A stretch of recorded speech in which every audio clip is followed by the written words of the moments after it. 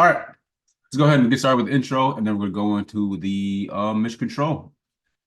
Again, if there's any questions at all at any points, just ask it. Just ask right away, and then I'll get to it when I can. So my name is Ike Dosi. I am the solution engineer here at Mission Control. I've been with Mission Control for some time now. I think I've graduated. I'm no longer a junior now, huh? But Mission Control, we work on the Salesforce platform. So what we're going to go ahead and talk about is real quick, just intro of who I am, Mission Control history, go over some licensing, demonstration, and then how we support you here. And I've been with the Salesforce ecosystem for quite some time now. And if you wonder why that even matters, because Mission Control is built natively on the Salesforce platform. So we're really adopting those rules. And in the next slide, we're going to see how that really makes sense in terms of what Mission Control can accomplish. So a brief history of Mission Control / Aprica, the company, but Mission Control, the product. We started off in 2012 with our CEO, Colin Johnson, and his best mate, Chris Wolcott. They had a product. They were SI partner, right? Just helping out where they can, utilizing the Mission Control internally. But then they realized the breadth of the system and then say, hey, let's just expand it to the wider audience. So from 2012 all the way to 2023, we have been growing and we've become more worldwide here, affecting over 25 countries, over 12,000 users, and over 500,000 projects.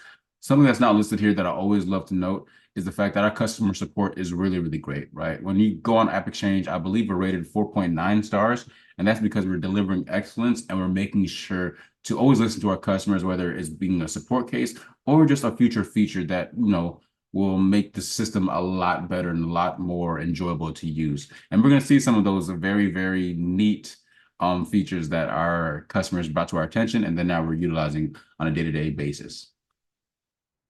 So licensing, when we talk about licensing, Salesforce licenses reported or supported from professional, enterprise, and limited performance, experience, self-service. You guys can read. It's dang near all the Salesforce licenses. So if you are on Salesforce and you're wondering if Mission Control can work on your Salesforce instance, more likely than not, yes, we can. All right. But because Mission Control is native to Salesforce and native on Salesforce, what does that really mean, right? So that hits you in two big components: customization and just overall benefits. So when we talk about customization, and if you're familiar with Salesforce, if you feel like you're a customer to Salesforce, you know what I mean by customization. Salesforce is highly, highly configurable and customizable to the point where if there's something not there just yet, you can just build in the back end of Salesforce and just push it to the forefront, make it accessible, right? So those customizations are usually those custom fields, just adding fields, adding layer of data and information on these pages, and then even navigating and changing up the page layouts of certain objects and things of that nature. Also, when we talk about, there's a lot of customers that come to Mission Control saying they have a very manual process. We want to get rid of that. And because Salesforce is really, really leveraging automation and flows in the back end, guess who else is leveraging that? Mission Control. Because whatever works within Salesforce, Mission Control is adopting that for the most part. I'm gonna say that for the most part as my little disclaimer, right? But our business logic from validation rules, workflow rules, process builders, and triggers, but really just flows in general, because Salesforce is kind of moving away from some of these terminologies and encompassing it all into what's called flows. So the benefits of that: reporting and dashboards. You might already know whatever data that you put into Salesforce is able to be reported on and build a report dashboard from it. So because Mission Control is bringing project management information, project management data that's not natural within Salesforce, you are now able to report on project management pieces. That's very, very important for us and our operations teams, PSA teams, things of that nature. So we are accessible via the Salesforce mobile app, no integration required. If you would like integration or some help there in implementation, you can, but no integration required, again, because we're native on the Salesforce platform, we integrate automatically with Salesforce. Okay, simple as that. But in terms of implementing Mission Control, if you like some help, you can, but you can install and set up in minutes by yourself, learning from our learning portals and training videos and things of that nature. Install and set up in minutes, familiar user interface, and Salesforce Classic and Lightning experience, which is lovely. So enough of all that intro talk, right? Let's get into the demo, right? What are you here for? Demonstrations, right? So we're going to focus on two personas. One is going to be the mainstay. We're going to focus a lot within the Ike Doses realm, which is me, is going to be the single project manager. We're going to focus on creating a project, viewing a project, completing an action. Something to note before I even get started in the system, within Mission Control, there's a lot of different ways to get to one end result, right? There's a lot of different ways to create a project, a lot of different ways to complete an action, a lot of different ways to log time. As long as these things are being accomplished, that's all that matters. And Mission Control has left that open for you guys to pick, hey, what is the most natural way for me to create log time, completing actions, and all that. So that way we can increase and promote adaptability within the organization here. So a lot of different ways to do one thing. It's great because these are getting done, right? So we're going to communicate with team members, and we're going to see the project timeline via the Gantt chart as well. For Alana, she's going to be more of the, I want to just know what's going on in the business, right? She's going to be more of the exec management team, viewing multiple projects via the standalone Gantt chart object, see team's workload, do some resourcing here and there, and visualize team data via reports and dashboards. So once again, for those who have just now joined the Mission Control show, I will be going over Mission Control on a very high level. I want to go anything too advanced. Just know Mission Control does a lot. We're able to accomplish a lot. So if you were curious, just ask me, and I'll go ahead and answer within this question and answers list to my right here. Okay. So without further ado, it is 11:08. Let's go ahead and get started. Again, we're going to go over just a high-level overview of Mission Control, and we're going to get into the nitty-gritty, and I might talk to some other components within Mission Control here. Oh, where did that question screen go? Got it. All right. Welcome, everybody. What you're seeing right now is Mission Control, and it looks very familiar, doesn't it? Because once again, Mission Control is built on the Salesforce platform. So the UI, we're adopting. Customization, configurability, we're adopting. Reporting, we're adopting. The good things about Salesforce, Mission Control is picking up. Something else to note, whatever can integrate within Salesforce, Mission Control can pick up because, again, we are native to the Salesforce platform, all right? So if it can integrate within Mission Control or integrate within Salesforce, Mission Control can pick it up. So let's go ahead and discuss our 4 pads right here. And again, something to note, configurability-wise, when we talk about the sharing rules, permissions, visibility, because Salesforce is very, very adamant about those things, Mission Control can be adamant about it as well. So there's some things you want to hide from a certain, maybe a team member versus a manager, you're absolutely able to do that via permissions in the back end. And again, if you're familiar with Salesforce, you know what I'm talking about, right? All right. So we're going to talk about these 4 different launch pads. And then after we talk about these 4 pads, we're going to briefly create a new project because it's a very, very simple use case. But then I want to focus on creating a template and walking through those templates. All right. So our first pad is our launch pad. Everything here is self-explanatory. Launchpad is going to create anything new whenever we want to create a new project. Maybe clone a project from a template that we have defined here. Or if you want to go ahead and log any new risk, new issues, or even put in a new role, we can do from here as well as other places within the system. We want to focus on things that's currently in action, progressing, so to speak, right? We can click on the progress pad, whether it be timesheets, logging expenses, or just checking out your issue and risk logs and things of that nature. The management pad is going to be more for someone like me, Ike Mendoza, or Alana, who is part of the managerial team, to get a high-level overview of what's going on within the business, seeing a project overview. Maybe you have multiple projects grouped together in a program, or you want to view a Gantt chart, see what's going on, maybe even look at some resourcing. These things are accomplishable within the management pad, and again, through other areas within the system as well here. And last but not least, the control pad is going to unlock extra settings and extra customizations within your Mission Control environment. So for example, if you want to spit out a daily digest, and I'll go ahead and take a peek of what a daily digest looks. Again, real quickly, I get this question all the time. A daily digest does not need to be sent daily, okay? It can be sent every Tuesdays and Thursdays, every Tuesdays, or every Wednesdays. It does not have to be sent daily, and you can kind of dictate how you want to send it per individual. So if you want individual A to get it every single day versus individual B to get it just every Tuesday, you can absolutely do that, okay? So again, Daily Digest can be sent to your users, or even contacts that are not using or doesn't have a license, so to speak. And what a daily digest will say is give you the timesheet summary, how many actions you have for today, let you know today's actions. I get this every single day. Every single day. I wake up and I open up and I see it. So give me today's actions. It'll also give me overdue actions and something to note, because I got this question before as well. It will list all the projects, not just a single project. Every project that has an action for the day will get a spit on this daily digest, giving you a start date, end date, and how many hours remaining, and letting you know if you're the owner of these actions or just a contributor helping out with that action. And again, the action is going to correspond to its relevant projects. So again, we have today's actions, any overdue actions, and if you would like within the daily digest, you can have pending actions as well.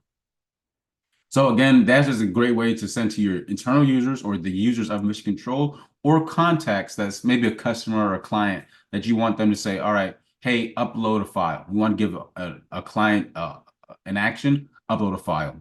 They'll get that notification via their email, but because they're not a user of the system, they'll have to contact a user of the system to update the action for them. Okay, just a decent way to stay in communication via Daily Digest. Or we can look at a project status report, which you guys probably already know is a PDF status report of what's going on within your project, spun weekly, and you kind of dictate what day and what time you want that to be sent.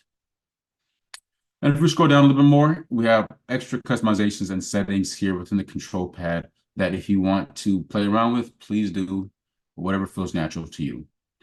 So earlier I mentioned that, hey, when we talk about visibility and permissions, we can turn off certain things for certain groups of individuals.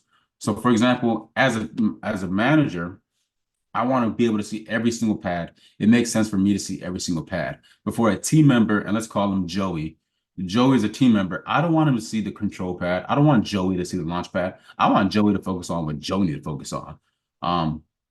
There was a friend's joke there, and I almost made it, but I'm not going to. Anyways, but for Joey, we're able to just do a progress pad and have Joey, the team member, only have a progress pad, whereas project managers, exec teams can have access to all pads. And this is something that's going to be prevalent through the system, whether you want to turn some things off, hide access for a certain group of individuals, certain person, you're able to as well. Again, for most of the case here, right?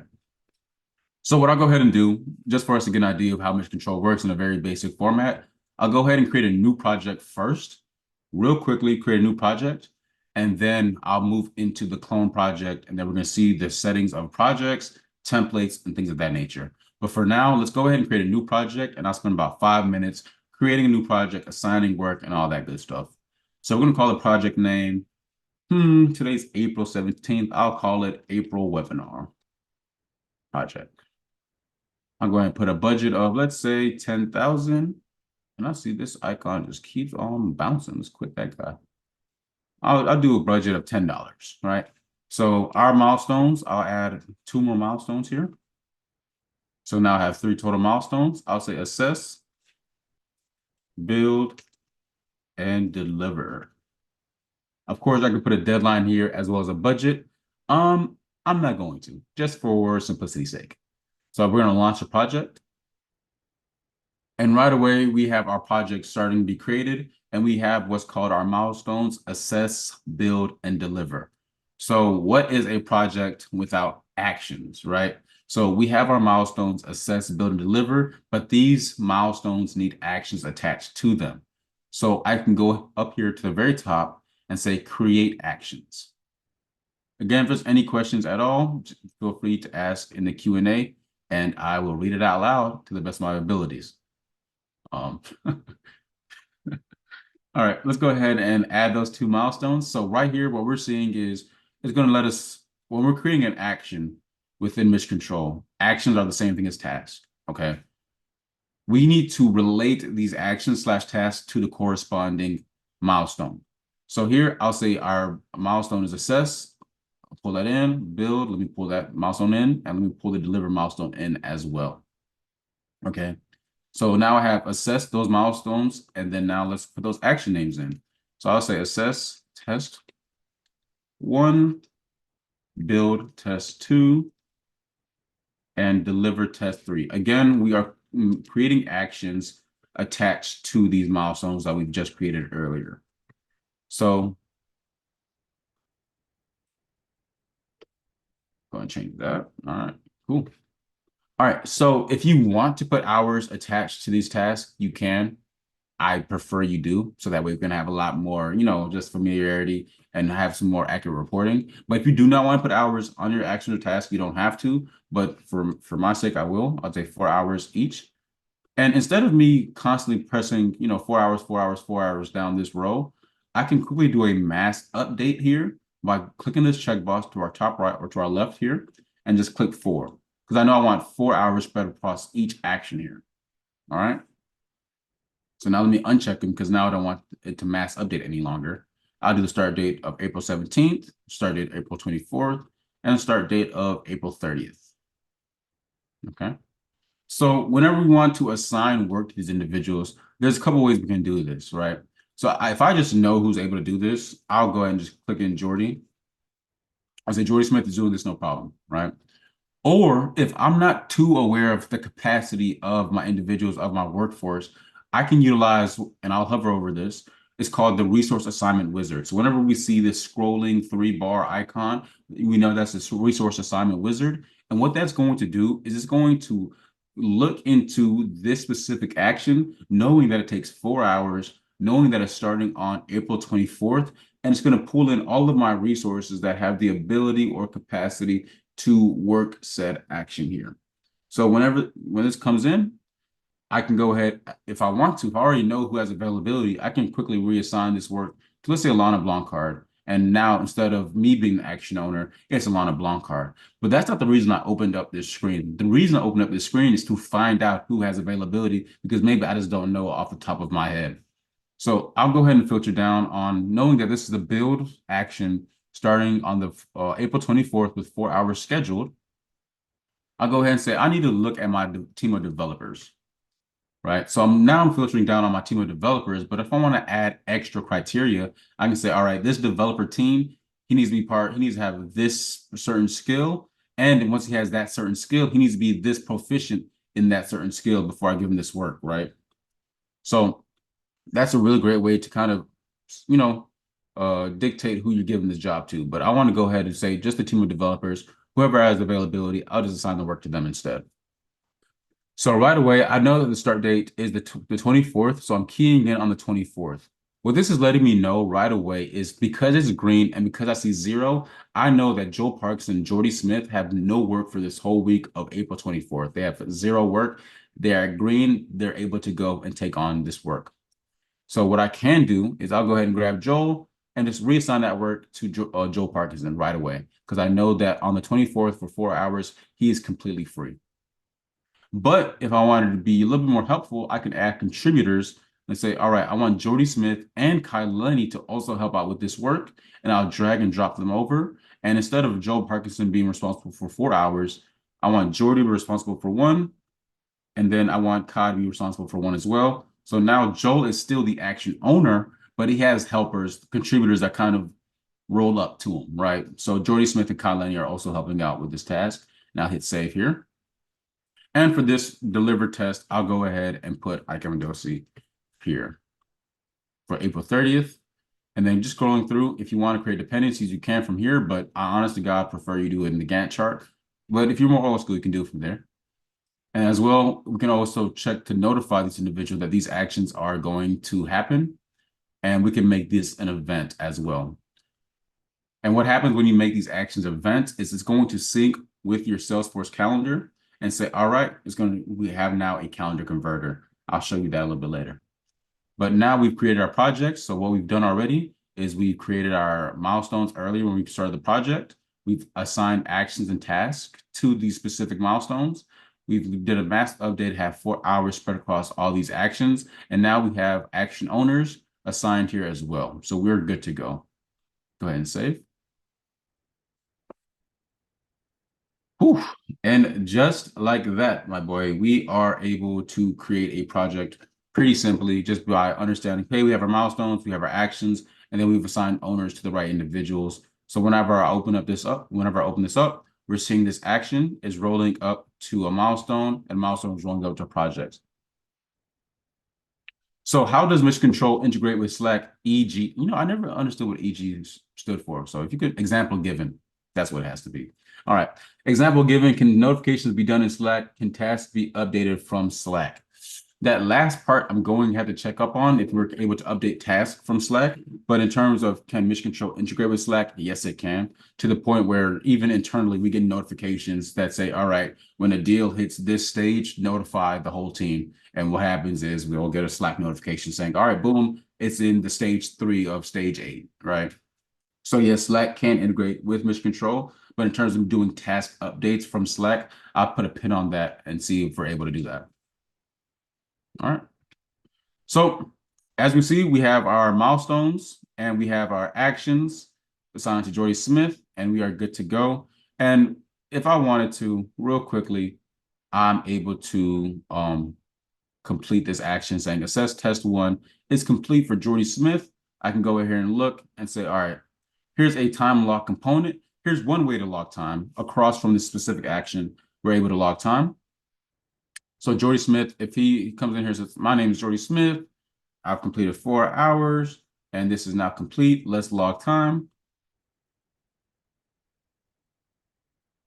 And now we're going to see that, hey, now this action is complete. And watch, when I refresh, we're going to see a couple of visual effects happening, which is great because sometimes you don't want to just look at certain things, right? You just want to see the visual, get a good idea. So right away, you just saw something happen.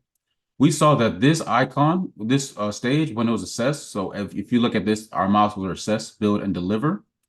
And as you can see, once I completed this one action attached to this milestone, it rolled up and marked the milestone complete, but also gave you a visual effect letting us know, hey, this milestone assess is now complete. And we're seeing that even in our completed actions, we're seeing that it's 1 out of 3. So we've completed 1 action out of 3, and we are 33% done with this project. So I really hope that gave you all a good idea, a good sense, a very basic sense of how we're able to create a project live, assign work, assign hours, and then even complete those actions via time bomb. That was great. That was pretty easy. It took me about 10 minutes to do that because I was talking a lot in between. So, but what we're going to look at now is we're going to go through cloning a project. The reason why I want to focus on our clone project and a template is because we're able to do something really cool within Mission Control. We're able to create a project automatically. You can have it automated or you can have it more manual. You can have a project be created off of a closed won opportunity based off the template you defined. Okay. So whenever you attach a template to an opportunity and the opportunity closes, it can automatically spin up a project or a project request in case you want to go ahead and kind of vet out the project a little bit more before you make it an actual project. I said that a lot of times. So opportunity can close one equal project request or a project based off the template defined. So what I want to do every time is we go over the typical template that we have defined at the opportunity page, so you understand what it entails a template, but also we're able to look at the project settings and understand what just comes, what comes standard with the project settings within Mission Control here. And I'll speak on best practices as well. So as we know, we have a template because it was called template website build. I like to call my templates templates. I don't like to think too hard about things, right? Knowing I'm going to copy this template over based on the opportunity that's been defined. So project name, template website build, but I'll go ahead and say April webinar goodness. So that way I just kind of know what it is. All right. So as a best practice, what you're already seeing right away is we're seeing project owner placeholder. Within the template, I think it's a best practice to always make these roles placeholder roles, because if you assign an actual individual at the template level, so let's say Ben is the project manager or project owner at the template level. Every time you copy over that template, Ben is always going to be attached to that template, right? So it's better for you to do placeholder roles so that way, whenever you copy over a project and you're trying to see who has capacity, who has availability, you're able to do that at the back end there. So if you can see, we have our currencies. If you have multiple currencies, you can do US dollar or euro. Project owner, I'm going to keep it a placeholder project manager. But the important thing within Mission Control, especially living on Salesforce, is that connectedness, right? A lot of times customers come to us because they have siloed systems that are not talking to one another. They need to alleviate that, because why do we have three systems not talking to one another? And why do we have a team of individuals doing things completely differently? That's terrible, because if one person goes on vacation, or God forbid, one person quits or leaves the company, I do not know where they left off. I have no clue, right? So we need to have that connectedness at all times. And that's what's really great about Mission Control, living, breathing Salesforce. So we're able to attach it to an account, a certain account if you want to. So let's say I want to attach it to Africa, right? Africa. And then attach to a contact, specific opportunity, and all that good stuff. Just again, so that we have that layer of connectivity. And if you want to make sure that we're categorizing this differently, we're able to add categories based off how you want to, and even project reference numbers here. So let's go ahead and cover off some of these project settings. So our billing types goes from fixed price expenses, time and materials, control the milestones, deposit T&M.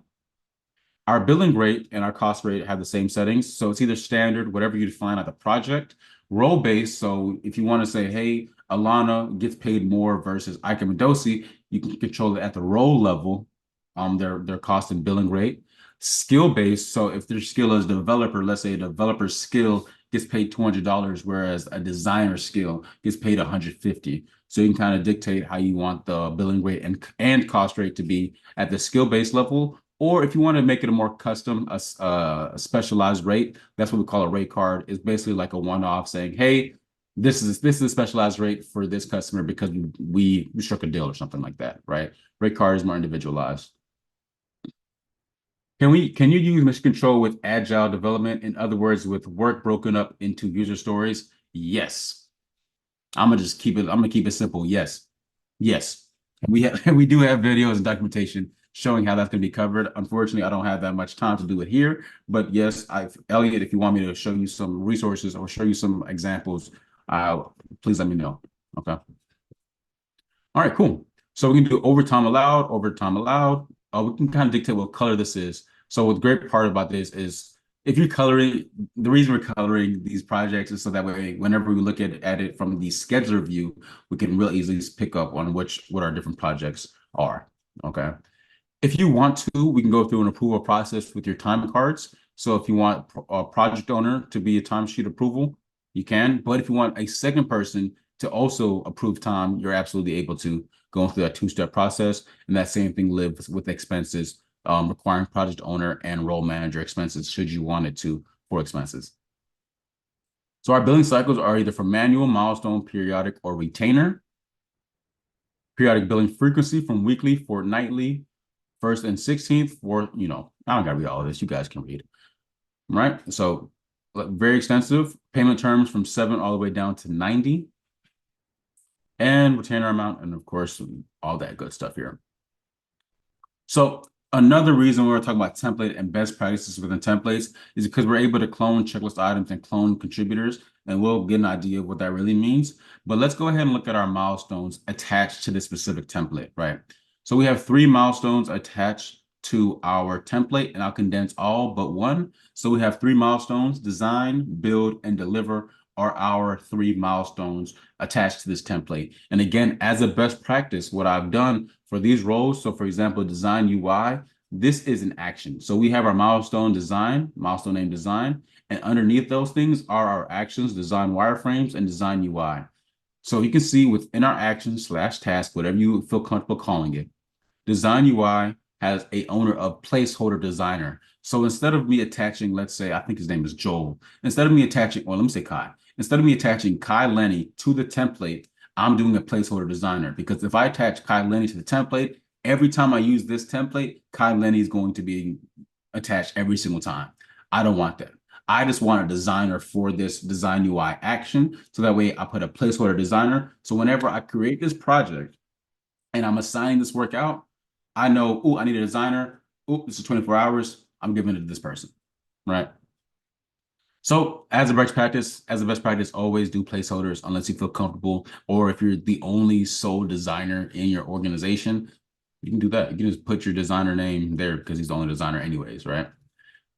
For this specific project, I've decided to invoice on completion.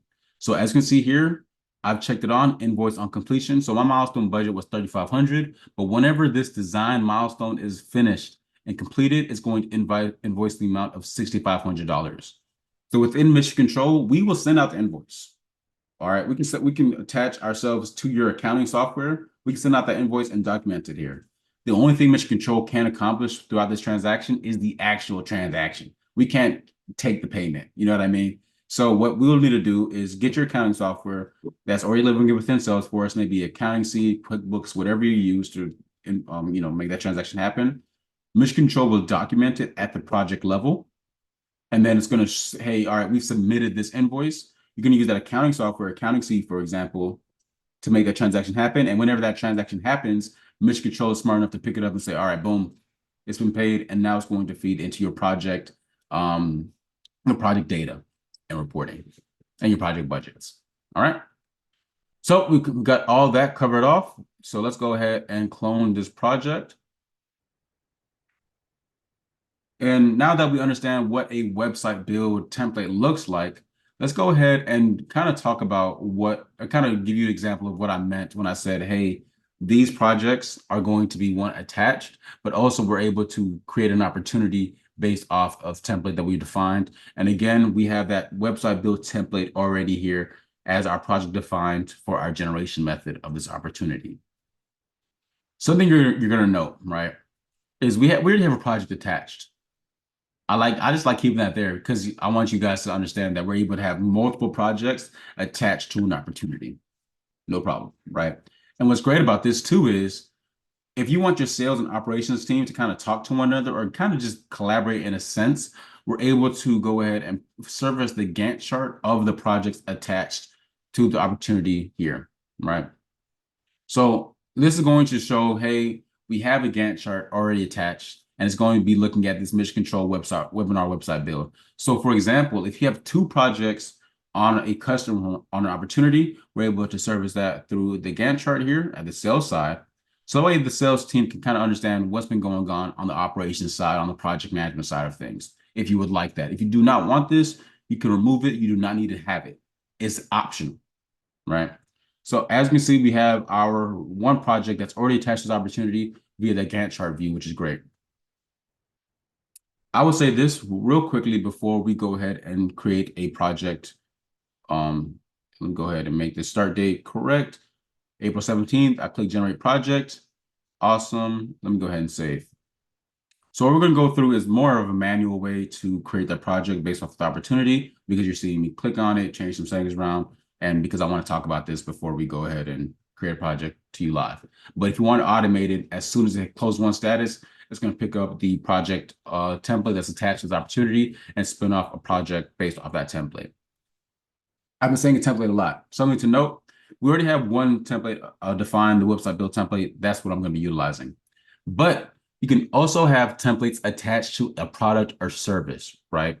So if you, for example, know that this MC training service comes with a set of tasks, you can attach it and generate a product or generate a project based on the products attached to the opportunity. Let me say it again real quickly. Attach a template, actions and milestones to a product or service, right? If you do that, you can click your generation method and create a project based on the products assigned to your opportunity, okay? So if I had multiple products, let's say I had MC training and then MC customer support, I'm able to have both those templates and those actions assigned to both those products and services surface as a project template whenever I create that project from opportunity. Cool. With that being said, let's go ahead and close Windows guy. And again, we had one project attached. So let's go ahead and close Windows guy and then see what happens. Right away, we have our second project created, right? Which is great. So let's go ahead and open this up in a new tab. But because I spoke on it, I'll go ahead and bring it back and make sure I have all these settings configured correctly. Instead of me creating a project from the template that we saw earlier, I'm going to create a project based on the product that is attached. So now I'm looking at the product that's going to be attached. And let's hit save. Oh, let me generate the project first. Sorry. Save. And then let's hit closed won status.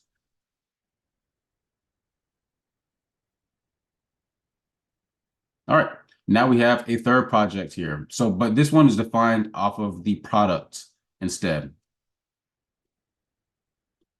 So let's look at the product one first, and then we'll go back to the original use case. So like I mentioned, we were doing a generation method based on the products instead now, and we're focused on this one product that we have, MC Training Service. When I look into here, we now have our training milestone, and it has all of the actions attached to that service or that product or service attached. So you define what kind of generation method, if you want to look at just a basic template, or if you want to do it based off the products attached to the opportunity. And what I've done for this example was showcase that we can have a template attached to products and services. So I'll go ahead and exit out of here. All right. So this, again, the third one was the products generation method, and we're good there. I'll go ahead and delete this project because it's no longer needed. I just wanted to show that we are able to, again, have a template assigned to the product or services attached to the opportunity. Let's go ahead and dive into the template I showed off a little bit earlier with the design, build, and deliver, right? And as you can see, we have our design, build, and deliver milestones, no problem here, which is wonderful, right? And all the corresponding actions follow suit. But as you can see, because as a best practice, we put placeholders, we don't have roles attached. So like we did earlier, what I'm able to do is utilize this icon right here, the resource assignment wizard, to really assign work to other individuals. So I'll go ahead and delete these contributors here. I don't want them. I just wanted to be a placeholder project manager. So for our project manager, I know that already it's on the project manager team. So it came pre-filtered based on the team of project managers. I'll hit search, and I want for the start date, the 17th, 16 hours scheduled. I'll go ahead and give it to my guy, Colin Johnson. Colin, if you're watching this, you got some work to do, buddy. You got some work. All right, so hit save. And right away, we have Colin Johnson as the action owner. That's one way to resource. Simple way to resource, no problem.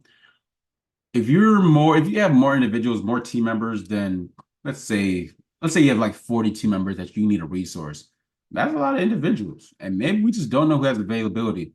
So when I was talking about those feature requests, listening to our customers, a lot of our customers kept saying, hey, is there any way to do auto assignment, right? I don't want to go through a list of resources and find their capacity, pull up all 40 schedules.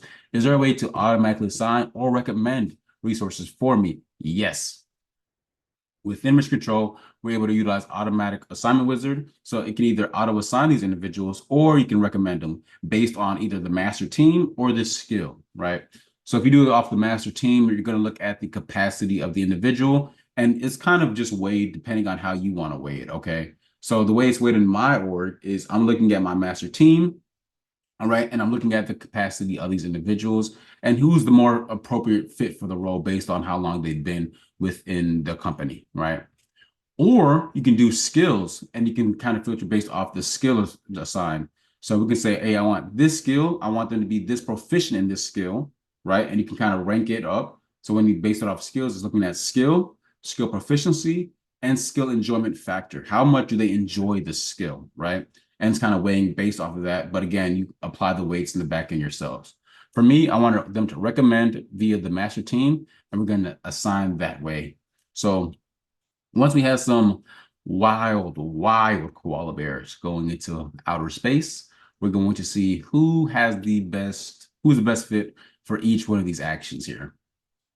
So I think I'm just gonna pick myself as most of this, maybe. Placeholder consultant, I can see 85% match, again, based off of the team, capacity, and maybe their tenure here as well.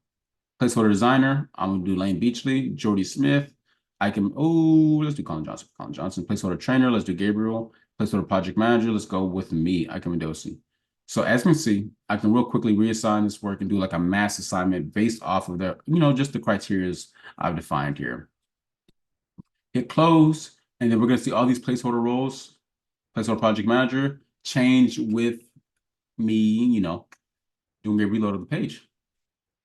So wonderful. We have now We have now done it. We've done it, guys. We have assigned work, and that used to, you know, for some organizations, this used to be so convoluted, so complicated, especially since a lot of different solid resources. Not here, we're able to accomplish it on the click of a button, and that was real easy and real simple. So what I'll go ahead and do now, though, is because if you remember earlier, for this specific template, we're going to invoice whenever this milestone design is complete, right? So let's go ahead and go to our billing tab, and we see no invoices, no billing events have been created just yet. So what I'll go ahead and do real quickly, I'll go ahead and log some time and just complete some of these actions here. So this was land action. It's supposed to take 24 hours. And we're going to say complete. As you can see, we can log time, or we can just come in here and hit start tracking time. And then we can just go to our timesheets and then stop tracking time whenever we're complete here. All right. So we're going to log time as Lane Beachley. And then once we're done with Lane Beachley, we're going to log time as Colin Johnson. But before we do that, I want to go ahead and talk about Mission Control's project structure.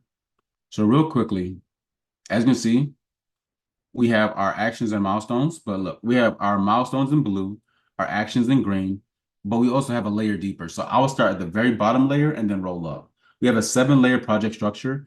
At the very bottom, it goes our checklist items. The way I like to think about checklist items are just instructions or just kind of a list letting you know, hey, complete these 3 things before you mark this action as complete. So whenever I go to my checklist, I can go ahead and say, all right, we've completed all 3 of these checklist items. And whenever we complete 3 checklist items or checklist items, it rolls up to our actions and it's going to let us know the action is complete as well. All right. So our action checklist is now complete. And right away, whenever we see our action checklist be complete, it rolls up to our actions. So checklist rolls up to actions or tasks. Actions and tasks roll up to milestones. Milestones can optionally roll up to what's called a phase. Then multiple phases can roll up to a project. Multiple projects can roll up to a program, and multiple programs can roll up to what's called a portfolio. So we get as high level and as granular as you need it. And I'll go ahead and just real quickly log time as Colin Johnson as well. Again, we can do it from here, or we can do it from the bottom of the utility bar where we see log time, or simply go to our timesheet at the very top here, or even go to a trackpad. So we have a trackpad that's going to be living the side here, letting us know any feed. We can log time, log expenses, add actions, add risk and issues, or even just post about things here. So I'll go ahead and add Colin Johnson. Thanks for helping out. Thanks for completing the test quickly. Not the best grammar, but Colin Johnson will be notified because Chatter is the internal messaging tool within Salesforce, always historical and always searchable here. But if I need to, I can upload a file related to this specific project, link, or poll as well, again, from the trackpad. So we noticed something here, and I'll go ahead and refresh the page as well so that way we can see it at the top bar. We've completed our design milestone. It's all the way complete, 40 hours done. And like we saw earlier, we're going to choose to bill on invoice completion. So whenever that milestone has been complete, we can now see that a billing event has been created. So once again, we can document the financials within this system here. But to make the actual transaction happen, we're going to need to submit this and then have it connect to our accounting software. So I'm going to go ahead and issue that. And then our accounting C, for example, pick it up, make that transaction happen. Whenever they make that payment, it's going to come back in here and say, hey, this has been paid. All right. Wonderful. Now, if you're wondering, yes, we can have risk and issues. We can, a real quick risk, we can say availability. And then when we have this availability risk, we can go ahead and define an owner, what milestone that is a part of, date identified today, the action that's going to be affecting, and if you want to include it in our weekly status report or not include it. So risk and issues are more individualized if you want to include it in your status report. Can't make the job. And if we need to, we can go ahead and wave this up. Impact rating low, probability high, proximity very high or medium. Save. So now we can have risk and issues always attached to our problem, to our project. And just to note, risk is a maybe. You look outside, maybe it might rain, and an issue is an actuality, right? It's raining. That's happening. So just know we have able to attach risk and issues here. But let's move on to one of my favorite things here, the Gantt chart. We all love the Gantt chart. I hope we do. So from here, we're able to really just create those dependencies, making sure that we know that we're not moving forward without completing the task beforehand, right? So I'll go ahead and create some dependencies here. And what's great is within the dependencies, we're able to just let you know, send notifications out here. So once person A completes the task, the dependent action, the next action, person B will be notified. So person B is waiting on person A to complete their action. Whenever person A completes their action, they will get some kind of notification saying, hey, person A has completed their action. Person B, it's time for you to go. So as you can see, we created a dependency here, kind of a critical path.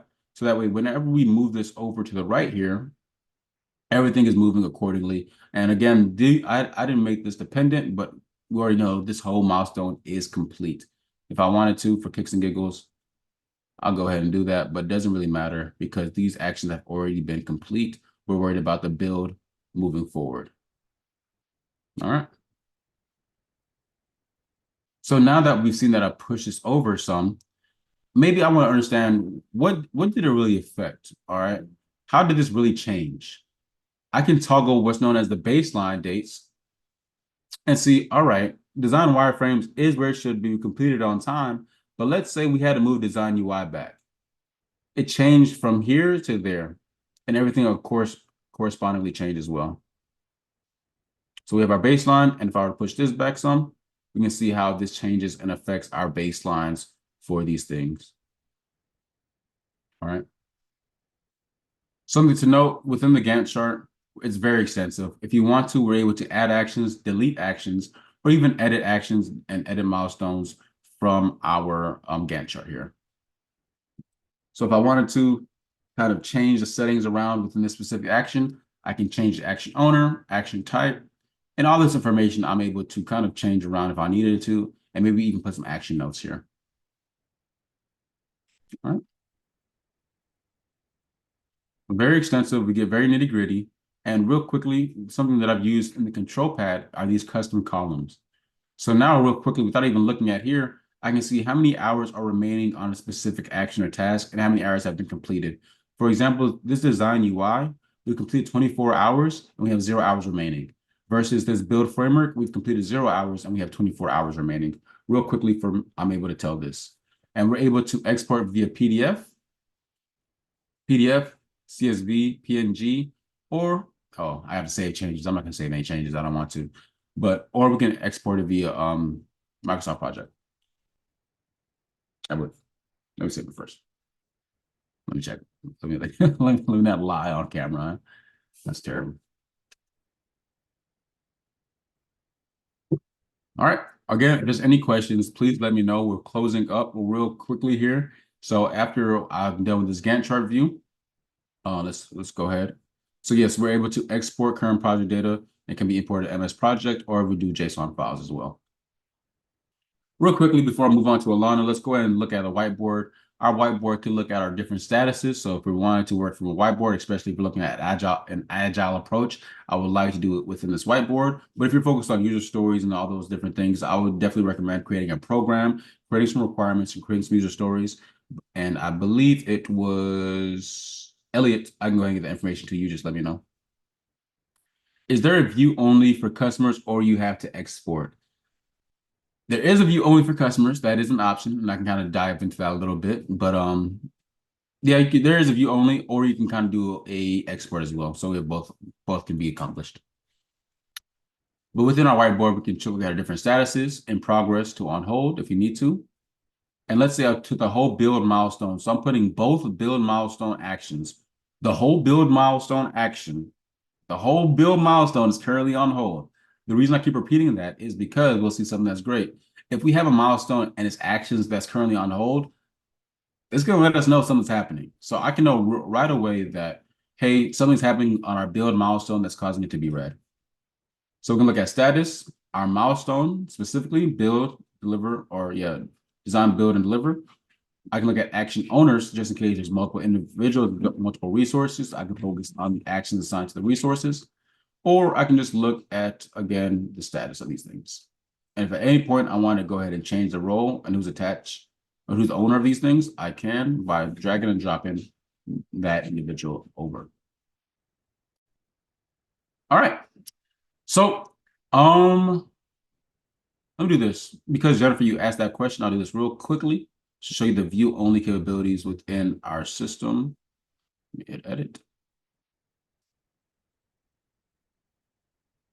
So we have a client read only page. So if you want to display the Gantt chart, you can, but let's go ahead and display all these things real quickly.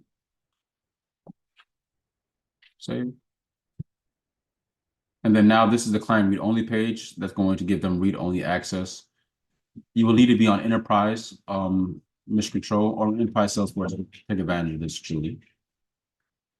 And while that's loading up, I'll go ahead and move on to Alana Blancard while we have 7 minutes left. And we'll go over just a high-level overview of things. When we look at our Gantt chart, we can view all Gantt charts and all projects currently in progress. Again, very high-level overview of what's going on. And we have a very extensive filtering capability. So if there's anything that you need to filter down on, basically by project name, project owner, et cetera, you're able to. But within the Gantt chart here as well, we're able to create cross-project dependencies. Again, we're able to create cross-project dependencies should you want to. But if we pull up a Gantt chart of all of our projects, we're able to do that real quickly, understanding the progress by quickly just looking over, seeing the shaded region, and getting a drop down of these things, making sure we understand what's going on at the right times, and seeing our milestones and then our actions as well. So again, Jennifer, to answer your question here, does the Daily Digest emails have clickable links? Yes, they do. They do have clickable links.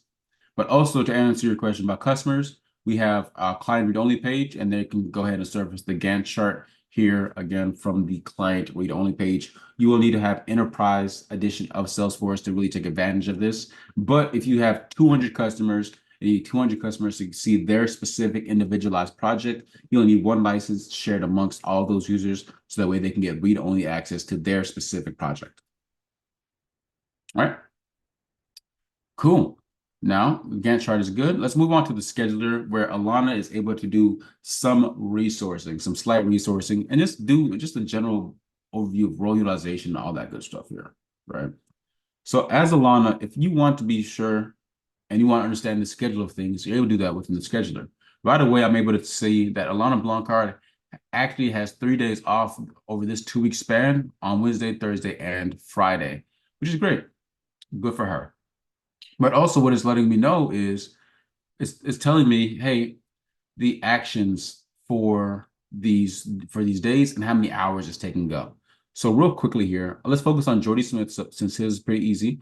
I can see that this action, because it's 0, I already know that it's complete. When I hover over it, there's no remaining things to do on the specific action. But if I pull up this assess test 1 action that we created live today, I can see that he has 4 hours on Wednesday. So if at any point, if I wanted to move this over, I can move it over to these different days, no problem. Or, for example, Kyleni, if I look, we know this action has 12 hours left, 6 hours spread across 2 days. But if I wanted to be the worst individual in the world, I can go ahead and condense or stretch it out as well. All right. So when I mentioned our extensive filtering capabilities, let's go ahead and bring that to the light here. So I want to filter it based off of, let's look at the team of developers, consultants, and project managers. Filter it down. And when I filter this down, I'm able to, again, see just all the individuals attached to that specific team. If I don't want to do by team, I can filter based on skill, the project status, categories, programs, action owner. I mean, you name it, man. You really do name it. So It's very extensive in the way we're able to filter here. And I believe this is going to, because I'm on Zoom right now, it's going to kind of hang up just a little bit. Let me go ahead and try to refresh the page. And let's filter one more time. Let's see if it rocks with me. Again, we can filter based off role, teams, skills, action owner, or programs, things of that nature. So let's go teams. Let's go, what did I say, developers, consultants, and project managers. Filter. And we have that loaded up. So something to note, a couple of things to note here. What we're seeing here at the top left, on the left, is our schedule allocation and schedule utilization. That's going to look at this 2-week span or the timeline that you define that's being shown on the graph. Right now, it's just a 2-week span being shown on my graph. So it's giving me 80 hours total to work from. I can see her scheduled allocation for this 2-week span and this 2-week period is going to be 10 hours. And right here, I can see what actions are taking those hours. So I can move this over if I wanted to. And then now we see that, hey, this is 4 hours. If I want to spread it across, it's two hours here. All right. So I'm able to kind of dictate the work here and kind of spread it across how I want to. But we're seeing that she has 10 hours and 10 out of 80 is 12.5% utilization. What we're seeing in red here, just as an education, remaining allocation, that's basically just saying all the back work, all the information, or all the jobs and tasks and actions that she has yet to complete. So if she were to just imagine this, if she were to push all the work in that 2-week span, she'd be at 135 hours over 62 hours.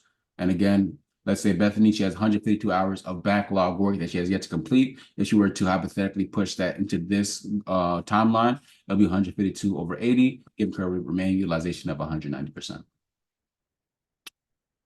But what's good about this is whenever we're talking about that best practice is being able to understand, all right, who has availability? I can see Mick Fanning, our senior consultant, has availability. So if I go to our consultant placeholder, I can real quickly just drag and drop that work over to Mick Fanning. And because it's taking 12-12 on Wednesday and Thursday, I'll go ahead and give him an extra day. So now he's at capacity 888. Or if I want to be even better, I'll go ahead and spread it out for 4 days instead, give him 6 hours per day to work this job. So when we talk about resourcing and we talk about a best practice by having these placeholders attached to templates instead of having actual roles and actual individuals, this is where we can see that come to life, right? Being able to understand, all right, what is the workforce? What is the labor? What are all our projects color coded? So I know they're different projects and who has availability, who doesn't, so I can reassign work to the right individual when I need to. Okay. And if you want kind of a heat map, looking at numbers isn't your cup of tea, you can have a hours detail and then an hours total, and you can get a kind of a heat map idea of what's going on there. All right, guys. We have 1 more minute, and you want to know a secret, you want to know a truth. I'm going over. If you can't go over with me, sorry, I do apologize. But we're gonna wrap up on the demo side of things, and I'll go ahead and pull up our reports and dashboards, so that we get an idea of what comes custom and comes out of the box with our reports and dashboarding features. So out of the box, like I mentioned, within Mission Control, we're pulling in project management data to your Salesforce instance, okay? And you're able to now report and create a dashboard from it. Within Mission Control, we have out of the box features and functionality based on hours remaining by role name, projects by status, things of that nature. You can customize the heck out of it. Please, please, please do customize it. So that way it makes a lot more sense for you and your business. But just know that we're able to customize what's out of the box should you need to. But this is, comes standard here. All right. Let's see. Let's go ahead and reload this again. Scheduler and Zoom calls are not, the favorite. They're not really best friends here. I'll be honest with you. All right. So we have hours detail, but also we have hours total, and hours total will give us a heat map view of what's going on, who's at capacity, who's not. And I can see Kelly Slater might quit on me on Wednesday because she's just being overworked. All right. Well, thank you, team. Thank you, everybody. That's Mission Control in a nutshell. And kind of clearing up our presentation here. How we support you. We're going to understand your business, number one. We're going to go through a process, go through a discovery conversation. And are we a fit call? Understanding the requirements, seeing if we kind of match up to those. And then we'll go to a product evaluation. Tailored solution demonstration, more than likely is going to be with me your lovely host here.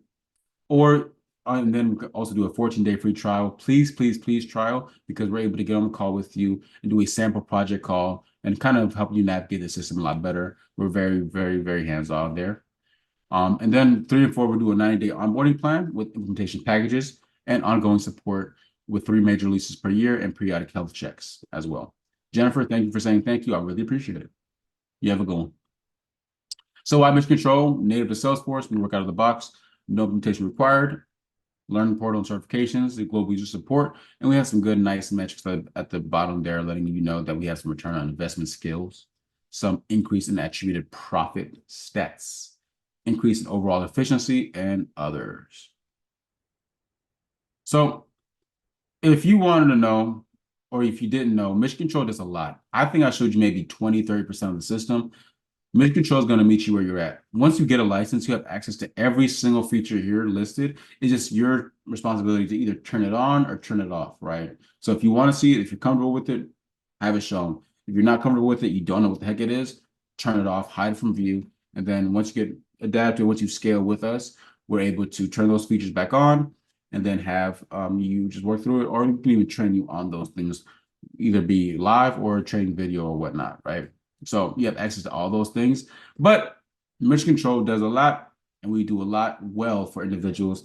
Don't take my word for it. Take theirs. They're the ones leaving reviews. I'm the one talking about the system, right? So a lot of information. And David F., my favorite quote, Mission Control is mission critical to our success. That's my kind of guy. I know he tells dad jokes whenever he gets home at 5:25 after a long day of traffic. So case study, again, don't take my word for it. Take these people's words for it. So we have our brand with the research and testing industry, letting you know that over the last 3 years, we've had a 30% increase in efficiency, and their Mission Control's real-time data has enabled project managers to save 4 man days per month. For this specific company, they had 15 project managers. Quick math, 15 times 4 is 60. They were able to save 60 man days per month, utilize Mission Control and being more effective there and consolidating all various tools to utilize manage projects and have integrated solution. I don't know about you, but if I had 60 more days in a month, well, candidly, I'd go crazy because that's too much time. But for a company, for a business, that time equals money. So something to think about. And of course, we're helping with the healthcare industry, improving project visibility and accountability, reporting, customer-facing materials, and just creating standardization.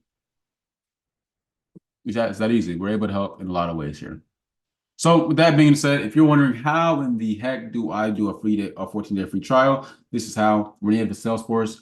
Go to the Salesforce App Exchange and install a 14-day free trial. And then, hey, if you want a live demonstration, call me. I'm lying, don't call me.